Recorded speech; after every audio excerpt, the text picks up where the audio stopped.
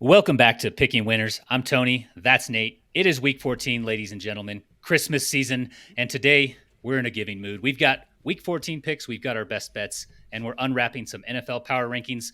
Before we start opening gifts, though, how we doing, Nate? We just got to watch a Thursday night football game that had a total of 30.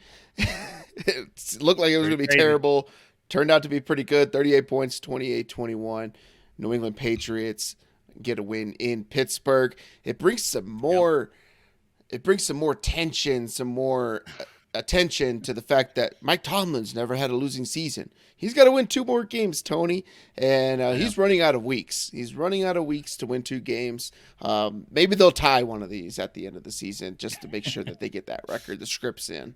The script is in. All of my Mike Tomlin, Coach of the Year, down the tubes the last 2 weeks. Oh yeah. Yeah, Jesus Christ. that's toast. That's Jesus toast. Christ. Let's do a quick recap for week 13 for us. For the picks, we both went 9-4. Decent. However, we did lose a couple key games. We were down 1.2 and 1.3 units, respectively. The Steelers, Jaguars, and Chiefs killed us on the week. Two of those results were driven by injury, so just bad luck there. Of course, bad luck for the teams and bad luck for the fan bases, but more importantly, bad luck for us, kind of Yes. screwing our money there. Best bets, I had Pat Fryermuth over 28.5 receiving yards. You know how many receiving yards he had, Nate? Hmm. 29 receiving yards. So he did go over despite Kenny Pickett going down. Steelers got manhandled by the Cardinals last week. Nate, your 6-point teaser with the Jets and Panthers, both those teams almost won their games outright, or at least made it competitive. So well done there. Any commentary on last week before we move on? You ever feel so gross when you put a bet in and you know that it's like, yeah, I'm betting the Jets and the Panthers this week, but it felt so good. Glad it came home. Dude, the Sunday night, Monday night football stuff, the Chiefs and the Jags killed the entire week. We were green across the Yeah. board. I think you had lost one, I lost two. It's like, okay, this is going to be like a +8 unit, 9 unit week or Yeah. something like that. It would have been +9, but it's like 2.6 on the Chiefs, 4 point something on the Jags. Jeez Louise. Um, but that's the NFL, and that's why we're doing this because That's the everything that you NFL. think you don't know, and it's really hard to make a profit. It's going to be hard to get over the even mark, I guess you would say, and be positive by the end of the year. So Yeah. we're gonna go for it, though. We're going for it. This week's gonna be a fucking Yeah. banger, though. Woo! Yeah, we lost both of those primetime games at the end of the week. Cost us about 8 units. That's rough. We were looking good. It was going to be a good week for sure. We'll go ahead and move on now to our power rankings. We meant to do this on the other show, but this is fine. I think it's a good hmm spot. We're going through our list of the top 10 teams in the NFL. So why don't you get us started, Nate? Yeah. So one of the things I wanted to do this was because power rankings help you get rid of like recency bias and everything like that on how you think about teams whenever you're going to be doing betting or you're playing, whatever it is with your buddies or even fantasy football and stuff like that too. Having, preconceived notions of a team and because they have one bad week, i.e., say the Jaguars or when the Niners lose three straight, like are they still a good team or are they not a good team? The Eagles Mhm. to get smoked by the Niners, right? Like, how do you balance that so that you don't overreact to everything that's just happened the week before when betting the week coming up? But I'll go 1 to 10. My number one team is going to be the San Francisco 49ers. Two, I got the Ravens in the AFC. Three, I still got the Eagles. I don't think they're as bad as what they've shown, but they've struggled a lot with their No. offense and their defensive secondary struggles to, defend the forward pass a little bit. But I still think they're a well coached team. They have athletes and players. They have one of the better offensive lines. They just ran into a big buzzsaw. That was an emotional traveling trip. Everybody showed up in black and all that. Four, I still got the Chiefs. This one is going to be teeter tottering this week, depending on how they do with the Buffalo Bills going into Arrowhead. Sure. Five, I got the Dolphins. Don't know really what to make of them. We've called them bullies the entire year. Speaking of bullies, we got the Cowboys at six. Um, I think, the Cowboys are favored this week, but they haven't really beat a team that's been able to punch them in the mouth back, I guess you would say, but they're playing really well, moving up the charts. Seven, I got the Buffalo Bills. Oh, Eight, I got the okay. Houston Texans. Nine, the Packers move up there for me at nine. Um, Over the last 3 weeks, you're seeing Jordan Love get more comfortable in the offense. The defense is playing well. Even without Aaron Jones, they were able to run the ball pretty well. But his timing's getting a lot better in this LaFleur offense, and they Yep. got a lot of young talent there in speed. So I like what I'm seeing there. And at 10, I got the Lions. I don't believe in the Lions whatsoever. A lot of people are like, "Oh, that's crime," and they're 9-3 or whatever it is, right? Well, beat a team, So, beat yeah, an exactly. NFL team, right? Like they're good, but I would still pick the Texans to beat them. I'd beat the Packers, the Bills, the Cowboys, Dolphins, Chiefs. Like all these other teams, I think are better. On the outside looking in, I got the Jags. They would have been in here at 10 over the Lions, but we don't know what's going on with Trevor Lawrence. How much is that ankle sprain going to hurt him going forward? Or is this another Patrick Mahomes situation where he can overcome it? And at 12, I got the Rams. I hate to say it. I don't think Sean McVay's good at coaching, but uh, the team is just putting together wins. They're 500 now. Seems to be buzzing a little bit. The defense is playing a little bit better. I'll put the Rams at 12. But my big one is the Buffalo Bills. Yeah. I don't think a lot of people, based off their record, would have them at 7. But the Buffalo Bills are the team. So when you watch college football or college basketball in the NCAA men's tournament, usually the teams that end up doing really well and going far are teams that are really good at offense. They could put up points. But they fail to play defense. The Bills have trouble on defense because they're down their best corner, they're down their best safety, they're down their best linebacker, and one of their better Yep. defensive tackles, right? They have 4 key injuries on the defensive side of the ball.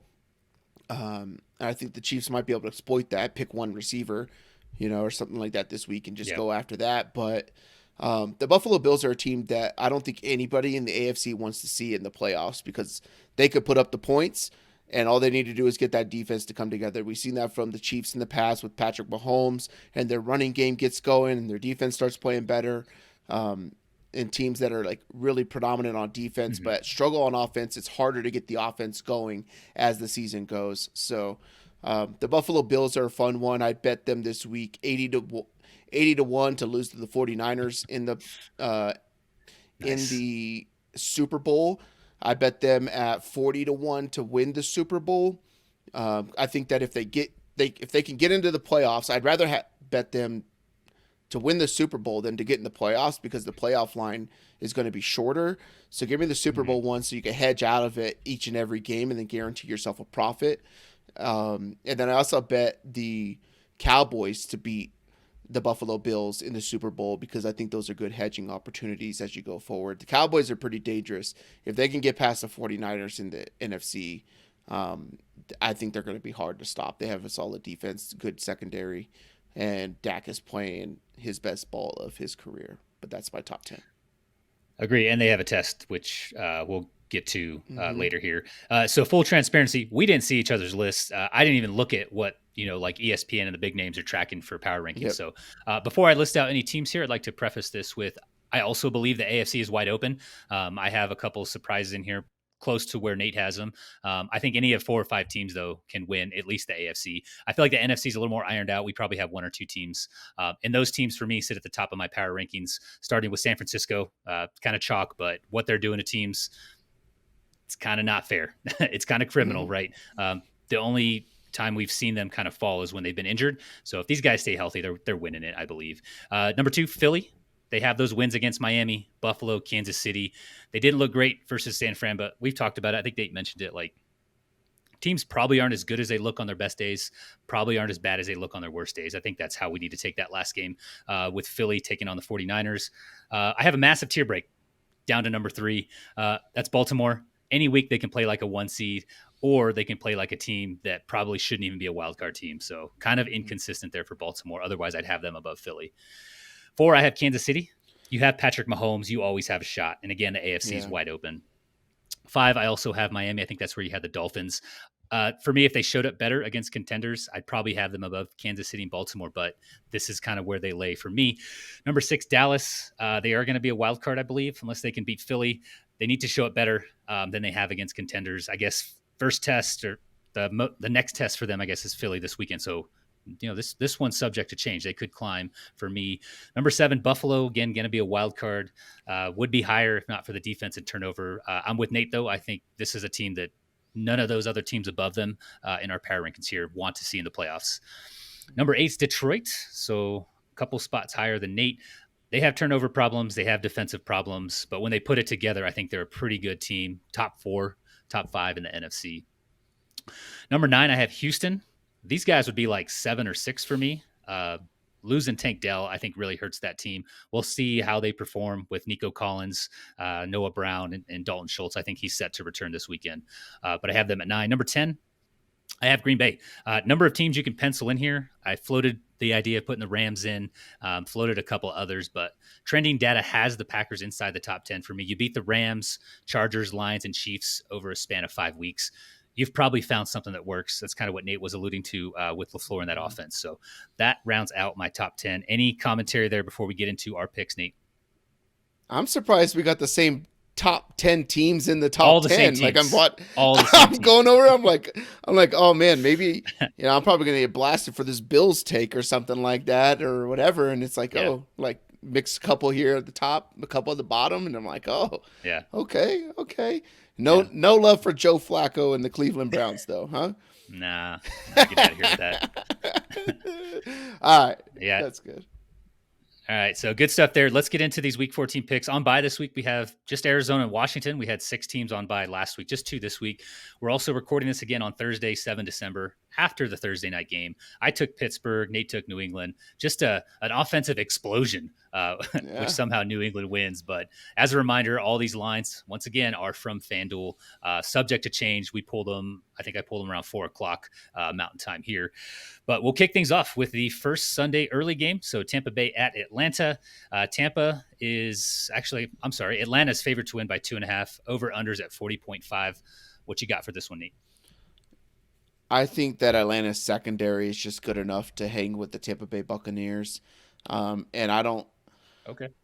I'm not a fan of the Bucs defense. I worry about Baker. It's a home game for Atlanta. Atlanta stinks. Like they're really bad, but they were able to do a little bit against the Jets, and I don't think that Tampa Bay is anywhere close to the Jets as a team, even offensive. It's weird to say this offensively. Like they're able to pass the ball and they're able to do that, but they still can't run the ball.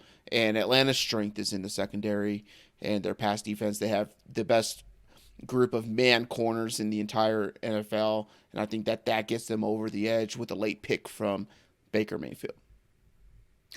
All right, so this is going to be a thing. We have like 5 games we're on opposing ends of, but for this matchup, the underlying metrics, the Falcons are ranked outside the top 20 in both defensive and offensive efficiency, not playing well. Tampa isn't much better. I mean, they're 21st on offense, 14th on defense. The game is at Mercedes, so slight edge to Atlanta there. But I have this one relatively neutral outside of that. I think 1 or 2 big plays, probably going to swing this game. And for me, it comes down to who I have more faith in making those big plays. Ritter being hamstrung by Arthur Smith, or Baker with Mike Evans and Chris Godwin. I think I'm taking the latter. Ugly pick, very, very ugly pick. Going to be an ugly game, but ultimately I did land on Tampa Bay. Mm-hmm. Next matchup, Detroit at Chicago. The Lions are favored to win by a field goal. Over-under is at, 43.5? Who you got for this one? The year that the Rams made the Super Bowl with Jared Goff and they got exposed by the New England Patriots, there was a game later in the season where the Los Angeles Rams went on the road, and on the road was outdoors, and outdoors around this time of year is cold, wet, windy, and stuff like that. It was about 30 degrees. Jared Goff made it seem like he was stuck in the center of Antarctica and not at the big hole that's in Antarctica, like actually like on the ice of Antarctica, running from polar bears and stuff like that. That's going to happen here in Chicago. The Chicago Bears with Justin Fields are a different offense.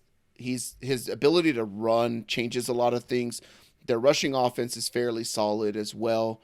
And the way to beat the Detroit Lions, regardless of what a metric says, is to run the ball straight at Aiden Hutchinson because he cannot defend the run whatsoever. Go ahead and pull 1 or 2 clips of his entire career doing it. He's terrible at it. He can rush the passer, and that is it. He's kind of like Joey Bosa for the Los Angeles Chargers whenever he's actually on the field. But Detroit struggles against mobile quarterbacks. We saw this team have to come back and score 14 points in like 3 minutes against the Chicago Bears team to win at home in Detroit. Give me the Bears at home to beat the Detroit Lions in a cold, wet, windy game. I will take that. Justin Fields, and he's going to do like a Heisman or something like that whenever he scores. So we were on opposing ends of the Thursday night matchup. We were on opposing ends of the last matchup. We're on opposing ends of this match. 3 in a row to start the show. I know Chicago's trending up. They've won 2 of 3. The defense has given up just 18 points per game in that stretch. But in those 2 wins, they've scored 16 and 12 points. Those wins were against the Panthers and Vikings. It goes without saying that, the Detroit offense and defense are much better than either of those teams. And the data backs it up.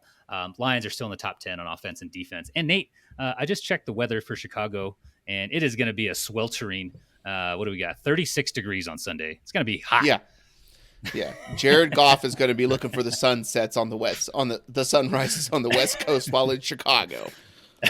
Oh, man, that still really chaps my ass. But I'm taking Detroit in this one. Next matchup, Indy at Cincinnati. So Cincinnati's favored coming off that just monstrous game by Jake Browning. The Bengals are favored at home by 1.5, over-unders at 43.5. What you got? Before we get into the pick, I mean, the Cincinnati Bengals might be on the same track record as what the 49ers are doing. They just keep Jake Browning on the roster, trade away Joe Burrow. The guy can't stay healthy. When has this guy been healthy, right? Never, right? He looks cool. He wears cool jackets and stuff like that. Ain't one a thing. Jake Browning goes in here into Jacksonville on a Monday Night Football, slings it around 350-something yards, bunch of touchdowns, overtime win. Let's go. Save yourself some salary, build a defense and offensive line, and keep all your weapons. Sign T. Higgins to a long-term deal. Like, come on. I like the Colts. I think that the Colts make the playoffs. We talked about that bet going forward a week or 2 ago, something like that. But I get that it's Jake Browning.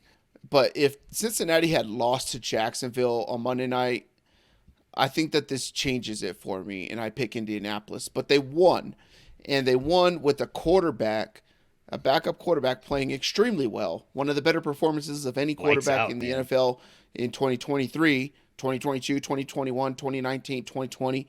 I mean, probably 2024. And I think that creates a different energy in the building going back home to Cincinnati that has the entire crowd into it, pumped up, hyped up. No Jonathan Taylor. Zach Moss is solid. But Gardner Minshew, I love the dude, but at some point, the picks are going to come or a fumble is going to come. And I think that Cincinnati gets a home win. I think it's going to be a really close one. But I think that they get a win.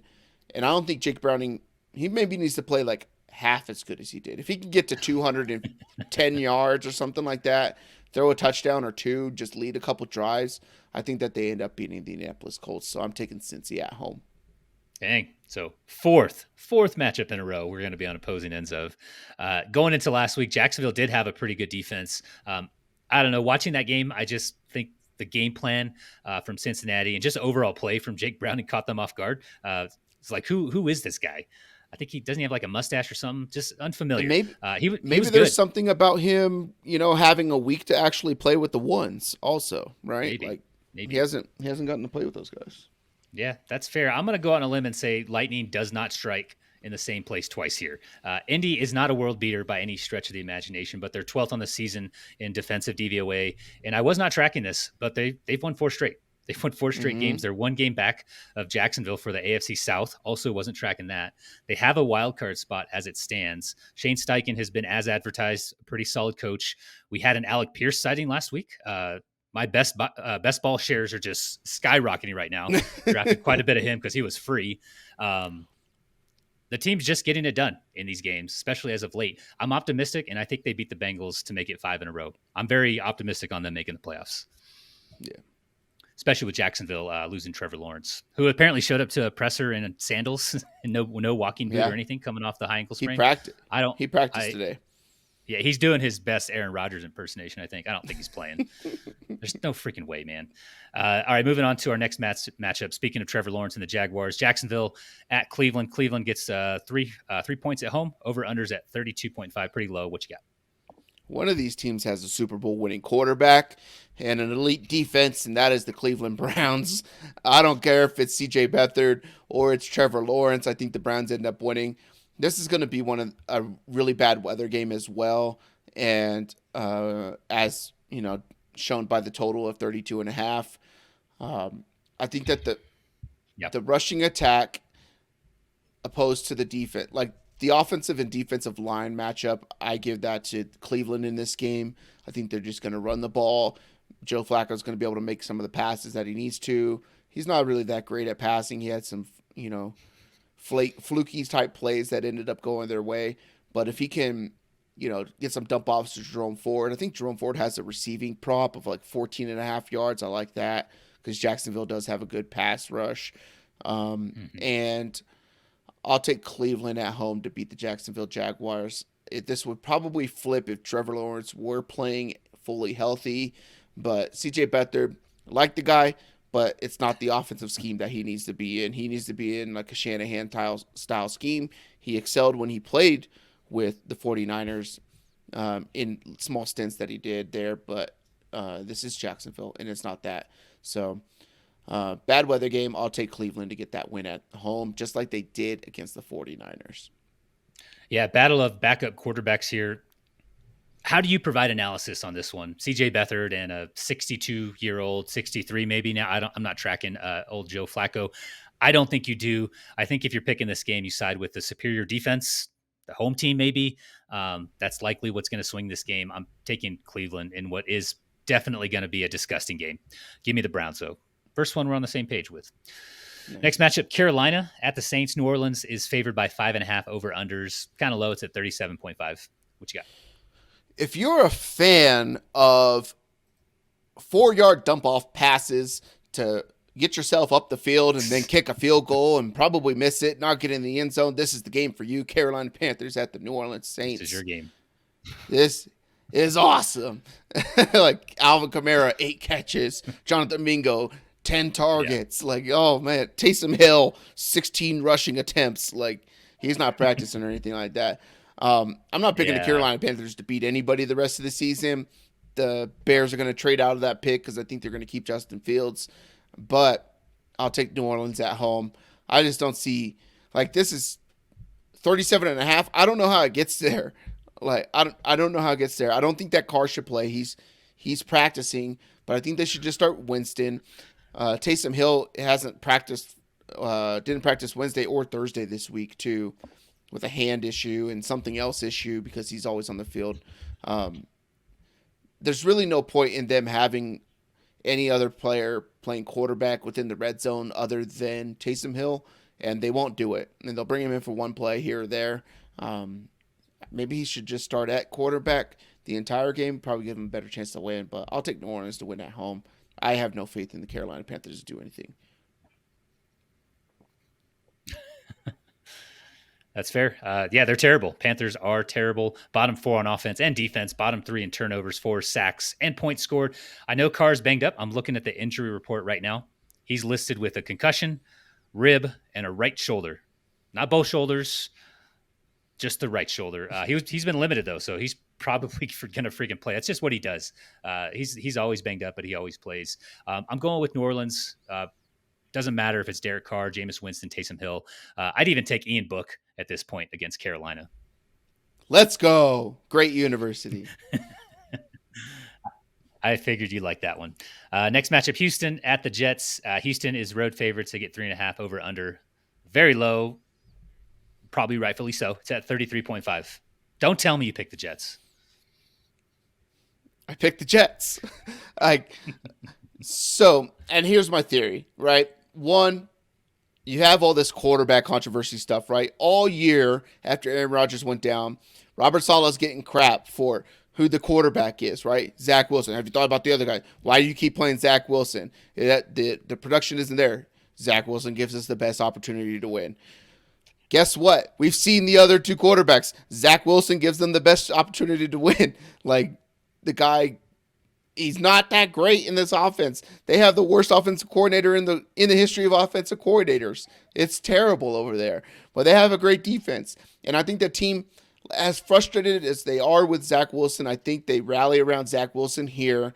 They are the underdog once again. And the Houston Texans, I don't know how they operate without Tank Dell. You watch them at the end of that game after Tank Dell went down, the offense kind of slowed down a little bit. It didn't look the same. They don't take the top off as much as they were prior to open up spacing and everything like that. But what do the Houston Texans do when they are the hunted? And that's why I have the New York Jets in this.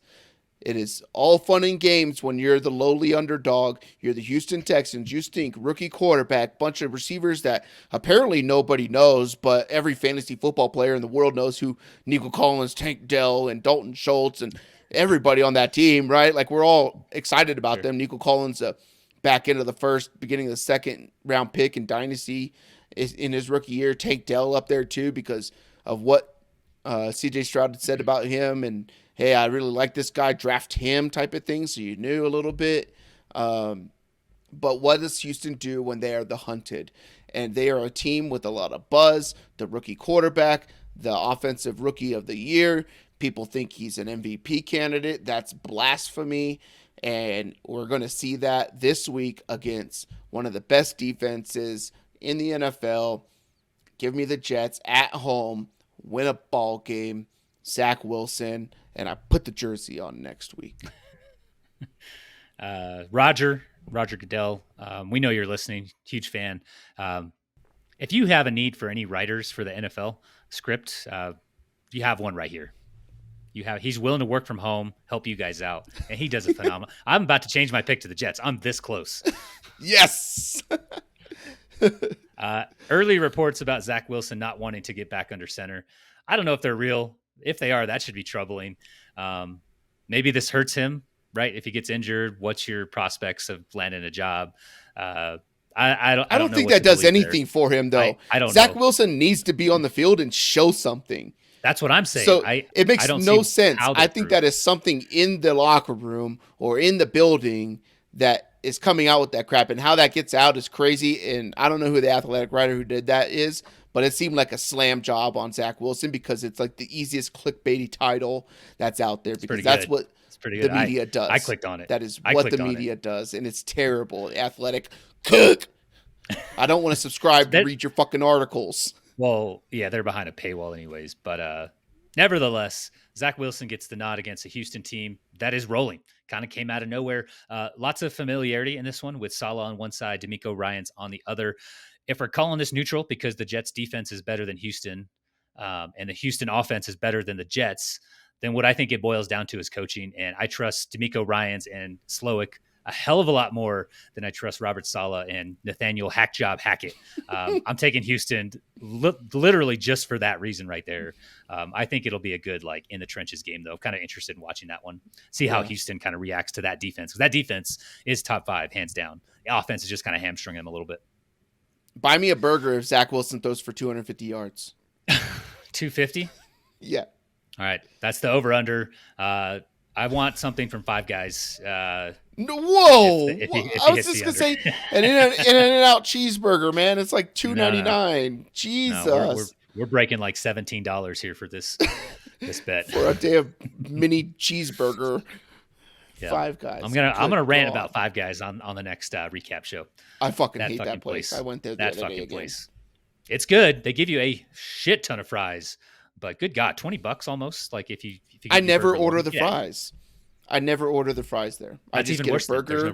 I get a burger and a shake, and it's $18. Shakes. The shakes are $7. Yeah. All right. Final Sunday early game here. The Rams at Baltimore. Baltimore's favored by 7.5. Over under is at 40.5. What you got in this one, Nate? Whose house? That's Ravens Lamar house. Jackson's house. It's the Ravens' house. The Rams have looked really good. They've looked really good as of late, right? The passing offense is going well. They're running the ball really well. What can Baltimore do without Mark Andrews, with Isaiah Likely? We saw a little bit of it. Then they had to buy. I think Isaiah Likely's still a pretty good pass catcher. I don't know how he really is in run block. I don't really see that much of the Baltimore Ravens and what they do there. But I think that the Ravens are just too much for the Rams. You're going on the road across the country, cold weather. You play indoors. Matt Stafford's played indoors his entire career. Yes. Granted, he's had to play outdoors and all that kind of stuff, and being over there. But I'll take, McVay's just going to be too cold. That's what it is. He's going to have 16 packs of hot hands in his pants trying to keep his buns warm and not be focused on coaching a football game. I just think Baltimore's way better than the Rams at this point in the season. But I would not be surprised if the Rams were able to pull off an upset here. But I'll take the Baltimore Ravens. Yeah, those hand warmers are like a must for any like winter or fall sporting event. Those things are clutch. They're so good. Yeah. So as a Rams fan, I want to believe that the Rams stand a chance, but they're going on the road, as Nate mentioned, to Baltimore, a better team, a healthier team, a team coming off bye. So they're fresh. Baltimore's ranked inside the top 5 in offensive efficiency. They're back to the number 1 spot on defense as well. Just solid on both sides of the ball. I think if Cooper Kupp, if he were 100%, if Puka Nacua was 100%, he left the field, I think, like twice last week. He was clearly banged up. I don't know what kind of injections they gave him, but he was able to get back out there and was like blocking right away. I was like, what the fuck? But yeah, if those guys were 100%, I think the Rams have a better shot. I think they can pull this upset, but I don't think it's going to happen. They're not going to be able to punch back with the Ravens here. I think it's going to be tough. I'm on the Baltimore side as well. Nice. Moving into the Sunday afternoon games. First one here is Minnesota at Las Vegas. The Vikings are road favorites. They get a field goal. Over-unders at 40.5. What you got? This is one that I want no part of whatsoever. We saw all the picks come out of Josh Dobbs last week. We haven't seen that all year, like that bad. Like the passes were terrible. I think 2 or 3 of them were just absolutely terrible throws, and you're like, where were you trying to get the ball? In Las Vegas, there's a lot of hype in Las Vegas this week. A lot of people there. You got the in-season NBA tournament sitting there Saturday night, finale. Next day, you're across the street in, I guess, what do you call that? The Death Star, where they play Allegiant Stadium. The Raiders run the ball really well. I think that the blitzing and the blitzing looks that the Minnesota Vikings will give the Las Vegas Raiders will screw up Aiden O'Connell enough for them to be able to squeak out a win on the road. I think the environment's going to be tough. Who knows how many Minnesota fans are there? Maybe they went because they thought that the Bucs were going to end up being in the final or something like that. So they planned, hey, we'll get to see Bucs Lakers in the in-season tournament and then go across the street, watch the Minnesota Vikings or something like that. But I'll take Minnesota to win. But I do like what the Raiders have there. This one would not surprise me if it flipped also. Yeah, we've talked about that before. Like, I don't know why other teams don't line up everyone on the line, keep the quarterback guessing. Like Minnesota, they'd line up 18 guys on the line. 7 of them leave the field, 2 drop back. You don't know who's coming. More teams need to do that. I don't know why more teams don't do that. But Josh Dobbs is set to start. I imagine he's going to be on a short leash if the turnovers, once again, become a problem. The good news is I think Justin Jefferson is trending towards playing, making his return, coming off injury. I think that only serves to benefit whoever is going to play the majority of this one. I'm just taking the Vikings. I know it's on the road. I know it's there in Las Vegas. Las Vegas has pulled a couple upsets, but I'm siding with the Vikings. I don't know. Gross. This was a neutral one. This was kind of a neutral one for me, but ultimately I landed on Minnesota. Brian Flores, Josh Dobbs. I assume he's not going to be as careless with the ball as he has the last couple of weeks. So give me the Vikings here in this one. All right, next matchup, Seattle at your San Francisco 49ers. San Fran favored by 10.5, over unders at 46.5. What you got? This one opened up at 13.5 and just took Seattle money like crazy, which is good. I think 10.5 is a lot for the Niners to cover in this game. Would not mind it playing the Seattle 10.5. Or their Niners had their Super Bowl last week. They look forward to that game ever since leaving the NFC Championship game. Yep. And everything went there.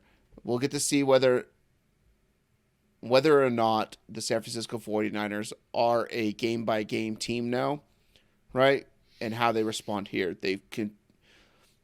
They've owned the Seattle Seahawks for like 5 years now, and they should own them here as well. I'm picking the Niners to win it, but this is kind of like that classic trap game where, oh, you thought you were good enough, and then maybe Dallas goes in and beats Philly, so if you were to win, you'd have the number 1 seed in the NFC, but you don't because you end up losing to the fucking Seahawks. But it's at home. The crowd's going to be pumped up because they just get to see their team come back from Philly after dominating. Hoping that there's not a letdown here. Hoping that this team is not looking at that and saying, we accomplished what we wanted to accomplish. Yeah. Like, no, the goal is to be like, we were supposed to win the Super Bowl last year. And we were supposed to win the Super Bowl by a lot of points, and we didn't because we didn't have a quarterback. Now you have a quarterback who is the rightful MVP regardless of whoever gets voted on, and I think that they get it done. Give me the Niners. I'd be more concerned about the, the trap game if it was a out of division, out of conference team, but it's in division. It's the Seahawks, very familiar opponent. You know where I have the Niners in my power rankings, where we have the Niners in our power rankings. 49ers are playing lights out. They get this one at home, aka SoFi North. They're playing at nearly full health. I'm also taking San Francisco. Yeah, 10.5 seems like a lot to cover, so I wouldn't feel comfortable with that, but money line's fine, or teasing it down a little bit. I like how you call it SoFi North. Yeah. You know why. Next one, Buffalo at Kansas City. Chiefs are home favorites. They get 1.5. Over under is high. I think this one is the second highest. We're getting to the highest. This is the second highest on the week at 48.5. Who you got? I like the Buffalo Bills. What? I've liked the Buffalo Bills, and then I start listening to a lot of radio, reading, and it seems like everybody's on the Buffalo Bills. And the line's not moving to pick. And you still have Patrick Mahomes. The Chiefs have not looked good all year. Their defense has played good. Some would say great. Doubt it. I think teams are a little less inept to do things aggressively against the Chiefs, because if you turn the ball over or you have 3 and outs quick, then the Chiefs get the ball back and it's Patrick Mahomes.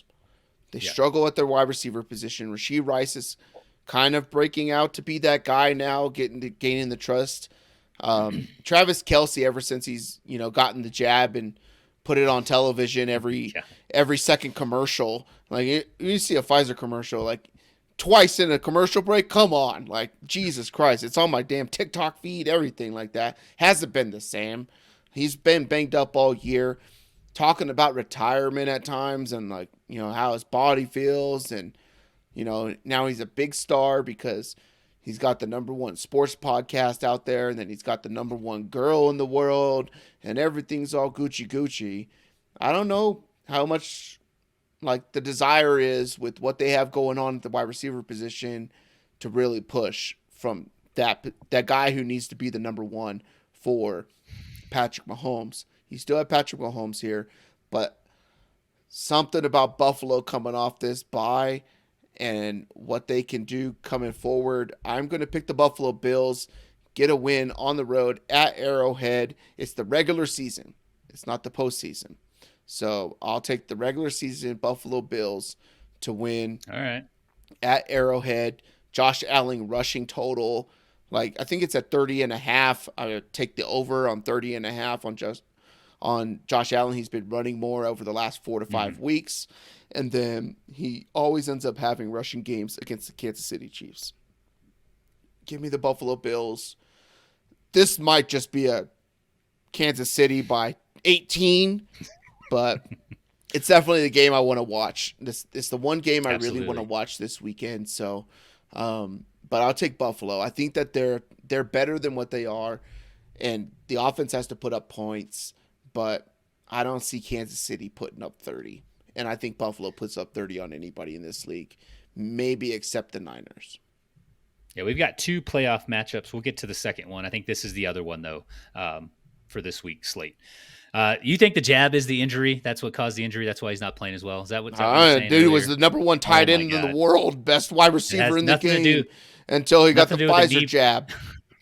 Nothing to do with the new. Was it the knee bruise week 1, the ankle sprain week 4, whatever it was? Aaron I haven't Rodgers, heard we know about for a him. fact. Yeah, Aaron Aaron Rodgers, we know Rodgers for coming a back fact. from Achilles injuries in like 6 weeks. Like, he ain't get that thing. Why are all your bones breaking down? What have you done different, Travis Kelce? You got something that broke down your bones. Rodgers has never gotten any jabs, and he just tore his Yeah. Achilles. So, yeah, get out of here with that, Nate. Yeah, you know how Yeah. quick he's recovering? The guy's doing dropbacks. Travis Kelce's over here He's doing not. massages and going to Argentina when he's all banged up. Jesus. Anyways, It's just, the Bills are. I don't 6 really and 6. believe that. Okay, I don't really believe that. It's just funny. Like, the dude's all I over the just had to check. TV, and all of a sudden it's I his had to worst check. season he's had in a decade. Like, He's also 35. bigger than football tight, now. He's tight bigger than ends football now. Tight ends who take a beating, like they don't play that well. Like the elite level of play was going to come to an end at some point. Maybe this is it. Maybe this is just the end of that. Who knows? I think Not the my injuries are Tony kinda hampering Gonzalez. him. I think the injuries are hampering him a little bit, and then the fact that there is no one else in that offense, so teams can do a little bit more with Travis Kelce. So the Bills are 6 and 6, game back for that final wild card spot. They have Dallas and Miami still in their schedule. That's not good. So I think they need this win, and I think they know that. The Chiefs are 2 games up and have a much easier path to take into AFC West. I think they can kind of just moonwalk into it, throw up the peace sign, get fined, all that good stuff. They get the Patriots, the Raiders, the Bengals, Chargers to end the season. They can win 3 of those games without doing much on offense. Chiefs are also struggling to find the same rhythm on offense that we're accustomed to. I think they need to get Rashee Rice more involved. I think you mentioned him. The target share is there. He's hitting 29 and 32% in these last 2 weeks, but he has not topped 70% route participation once this season. And he's their number 1 receiver. I don't understand that stat. I digress, though. I'm taking the Bills. This is a back against the wall type of matchup. They have to win it. So I feel like the sense of urgency will be there for Buffalo. I have them in a lot of teasers, so they need to win this game. Yeah, this is I'm gonna do it every week, but I'm gonna ladder Kadarius Toney. Just ladder Kadarius Toney like receiving. Okay. One of these days he has to come out and do something. He's they really do need him, and for some reason he can't get on the field and stay on the field. So I don't know what it is. Kadarius Toney breakout week. You heard it here first, folks. All 6 of dudes. you. They just throw out like MVS and Sky Moore, Tony on and off the field, and I just focus on 1 or 2 guys. You don't need a little bit of a bunch of like mid players. Throw out the players who are better and have potential. I don't Congrats know. on using Tony, mid. I threw up in my mouth a little bit when I dropped that one. Final Sunday afternoon game here is Denver at the Chargers. Chargers are favored at home by 2.5. Kind of surprised by that one. Over under is at 43.5. What you got? You're surprised I'm not. Denver relies on turnovers, and there is a quarterback who's only thrown 6 interceptions the entire season while throwing it a butt ton, and that is Justin Herbert. 20 touchdowns, 6 interceptions. I'll take that. The problem is that the Chargers, I believe, have fumbled the ball like 18 times this year. It's damn near 20 times in, 12 games so far. And that is kind of concerning because Denver does somehow have a lot of fumble luck. I think the Chargers can hold on the ball here against the Denver Broncos. I don't think Denver. I like Denver. I like where they're going. It's hard to sit there and say that Brandon Staley can outcoach. What the hell's the guy's name? Paul Blart. Sean Payton. Paul Blart. Yeah, Paul. That's so good. Such a good reference. But the offense for the Chargers is just better. And I don't know if you heard this, but Staley came out and said they might be having to make some changes at the running back position because while they believe Austin Eckler is a good running back, the results just haven't been there. So we got to try something new. Let's go. That was the I, greatest thing I've I, ever heard. I was going to ask you, you know who's had 3 fumbles since they returned from injury, leads the league amongst all running backs? Yeah. Yep. Some Your bum bust, your bust. bust candidate. Yeah. My number one Austin bust Eckler. of the year, Austin Eckler. Hell yeah. Yep. I don't know if there's anybody else out there who said that, but yep, that was me. No, I'll take the Chargers to get a win at home. I don't like that. I don't like it one bit. I don't This is a either. pick. This is a pick or matchup I feel could go either way. Not particularly high on either defense, and the offenses.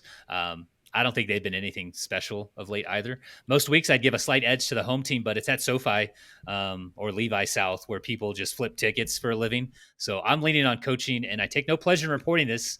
Sean Payton is the better coach over Brandon Staley. The dude's seat is so hot, like you can smell the hair burning off his ass at this point. So I'm taking Denver.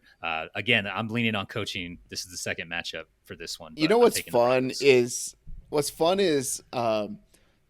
I forget what week it was, 5 maybe or something like that, when the Jets went to Mile High and they had this emotional win for Nate Hackett because Sean Payton was talking shit.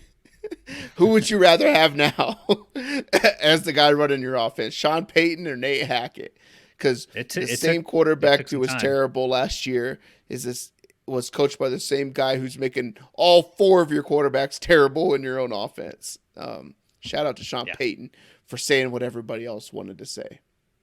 Yeah, just saying the quiet parts out loud. And he was right. I mean, it took a couple weeks, but they got, the cancers out of the locker room. They got everybody on the same page, and they look like a decent football team. Not great, but decent. So I'll give them that. Moving on to our primetime games, we have 3 of them. First one is a Sunday night matchup. So Philly at Dallas. Dallas favored at home. I kind of agree with this one, the way Philly's trending right now. But they're favored. The Cowboys are by 3.5 over under. This is the highest on the week at 51.5. What you got? I like the. I don't know if I like the under here. For some reason, games that are really low tend to go under, and games that are really high just tend to go over the number because they get bet back the other way because people are like, no way this could be, 58 point total or anything like that, right? But Dallas can put up 30 something points here. Philly could put up 20 points here. But I'm going to pick the Dallas Cowboys. Philly talks a big talk about culture and what they got in their locker room, and I believe that. But I don't think that Jalen Hurts is healthy. I think that you're not seeing these tush-push brotherly shoves as much as you normally see. You got 3rd and 2, and they're not going under center and doing that play to get 2 plays to get a first down anymore. I think that is a health concern thing for Jalen Hurts. Either that or they're trying to not use it as much so maybe Goodell doesn't ban it next year. But they also want it banned also apparently. Just go ahead and ban it. We'll find some other way, all this arrogant stuff.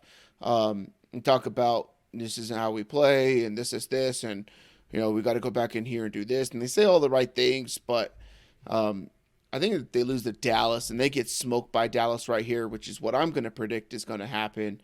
I think that the wheels are going to start to kind of turn on this team, where you're going to start to hear a little bit of chirping. You're going to hear different things out of the locker room. Some receiver's going to be a little chirpy, or someone on the defense is going to get chirpy or something like that because Bradbury gets smoked by CeeDee Lamb for an entire, 60 minutes or whatever it is. I'm going to take Dallas to win this game. The concern for me is, does Dallas try to rush the passer like crazy, or do they try to contain like the Niners did against this guy? Because early in that game, you saw the San Francisco 49ers, just normal pass rush moves and all this kind of stuff, and Jalen Hurts was able to get out, scramble to his right, make a play, right? Or he's able to run or something like that and pick up 6-7 yards or something that's just detrimental to your team on the defense. Dallas doesn't seem like a team that wants to contain. They want to get after it, but if they can contain, I think it's going to be a long day for the Philadelphia Eagles. Give me the Cowboys. Yeah, if you've watched the Eagles games, it happened early on. Like Jalen Hurts, it was a run or something, and he came back off the sidelines. He was tackled out of bounds. he was limping. I don't know if it was like a knee or a hamstring, but seems like he's been banged up ever since. It was like week 4 or 5 or 6, like in that range. But it seems like he has been hampered by that. Definitely bothered a little bit. But Eagles defense, for me, I just watched them. I think they've sputtered a little bit. They're now 21st in DVOA, so the metrics kind of line up with that. Definitely reeling after San Fran just demolished them, mollywopped them. I think I've seen that. Darius Slay has been a DNP all week with a knee injury. So, if he does end up going, he's not going to be 100%. Philly's 29th against the pass. So what do you suppose the game plan will be for Dallas? I am taking the Cowboys in this one. We talked about a rough stretch upcoming for the Eagles, and they are in the middle of it.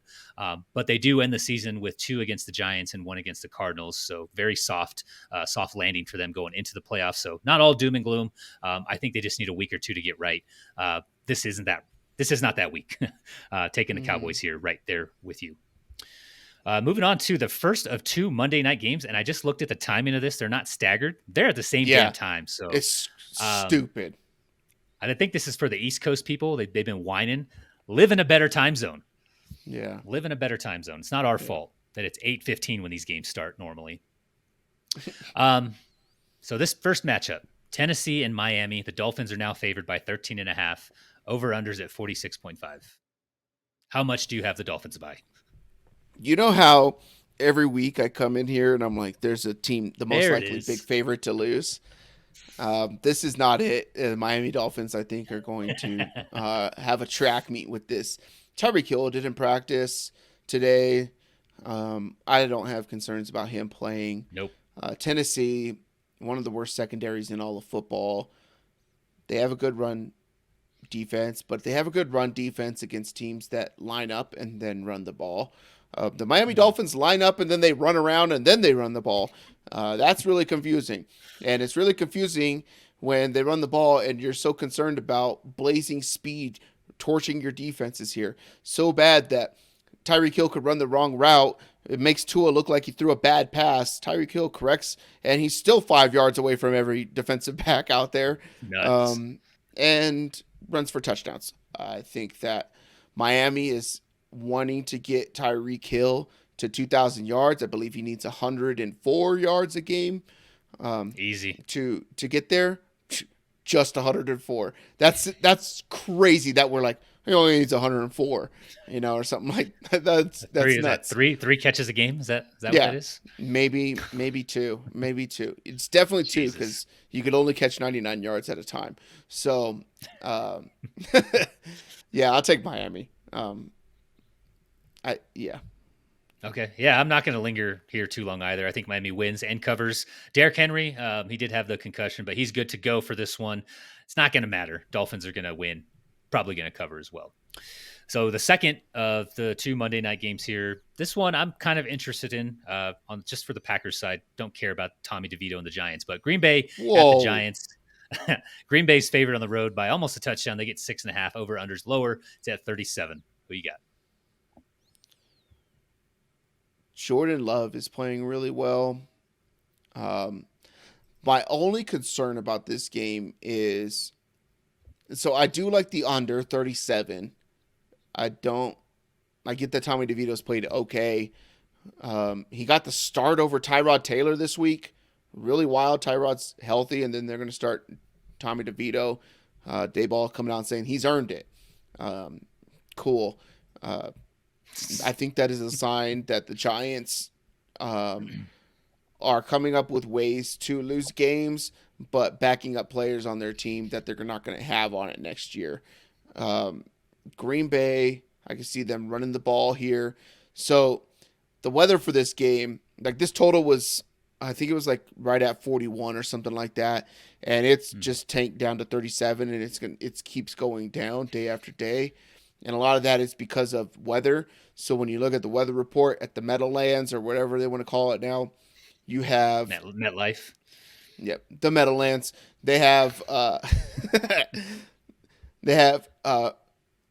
freezing temperatures and wind upon wind upon wind. And if you know wind in the Meadowlands, balls that are lasers turn into ducks. And that's been like that since the beginning of the Meadowlands. Since the T-Rex was, trying to grab the pterodactyl as it flies by him, but he couldn't because the pterodactyl would fly 3 feet in front of him and he couldn't grab it to be able to eat it. That's how long the wind has been that bad, killing balls in the Meadowlands. So I think that's going to be a really sloppy game. Watch the Miami-Tennessee game because at least you'll get some fun stuff out of it. Achane, Mostert, Waddle, Tua, Tyreek Hill. This game's going to be an underfest, but I'll take Green Bay to win it. I'm not sure where the dinosaur analogy came from, but I like it. Let's hear more. The beginning of that, time. The beginning of time. time. From the land before time. Oh, I like that. Green Bay, they've been a force since week 9. Wins over multiple playoff teams. They've won 4 of 5, taking down the Rams, Chargers, Lions, and Chiefs most recently. Saw that one in primetime. Jordan Love is playing lights out, and the data backs that up. Since week 9, Love is 3rd in EPA per play. Nate's heard these already. 7th in success rate, 6th in yards per attempt, 6th in adjusted completion percentage, 3rd in passing touchdowns, 4th in passer rating, and 3rd in completions of 20 or more yards. There's no denying the progression, I think, at this point. Everything backs it up.